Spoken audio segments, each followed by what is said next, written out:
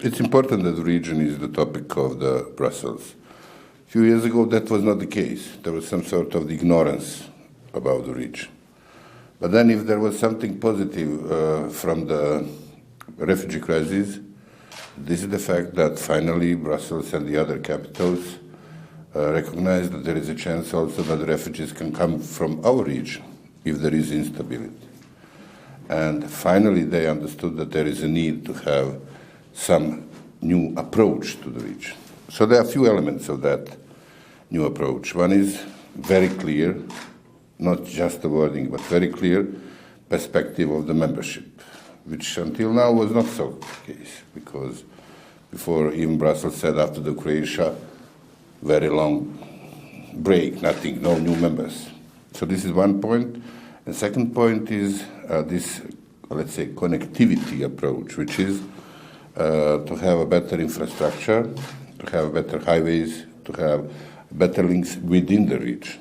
Not each capital to the Europe, but within the region, which is I believe very much important. So economic reforms to make all these areas more attractive, and generally clear a membership perspective. The rule of law is the key, and there is no way to have any further steps. It's not realistic to expect to be a member without the real rule of law. And rule of law in the Balkans is the key problem, because all the countries in the region we all have had too strong influence of the politicians, not of the institutions, but individuals, which is not good, and a lot of corruption. So these two elements are the key. But okay, this is the next phase. This is the phase of the negotiations, the phase of the reforms.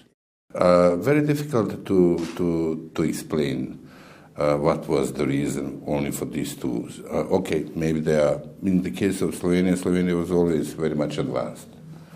But maybe that's also the political approach.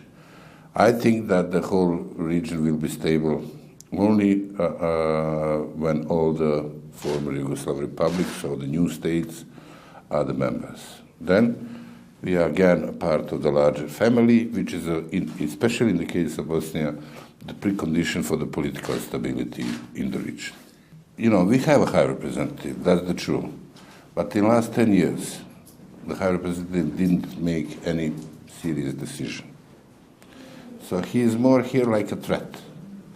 Basically, it's the office of the high representative is closed, but nobody announced that. It's formally there, and we have, let's say, something like 50 staff there, and they didn't have any serious decision in the last 10 years. It's more, according to my opinion, some sort of the potential threat to the local politicians. Okay, we are still here.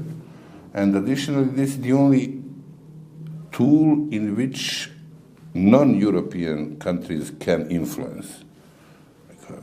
United States, Russia, Turkey, all of them are in a so-called Peace Implementation Council, which is institution which supports the high rep. So I think that this is the way to have them involved in Bosnia. I believe that the OHR Office of the High Representative will be closed once we have a candidate status, because the country who can have a candidate status cannot have protectorate. Yeah. And I hope finally that this will be next year. I don't think that succession is realistic. If you ask the people, there will be three different views of Bosnia. Serbs would like to have independent Republika Srpska.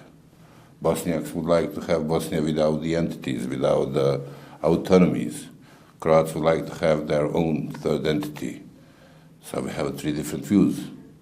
And if you have three different views, the only realistic way to have a functional state is what we have now, decentralized, Dayton agreement-based Bosnia.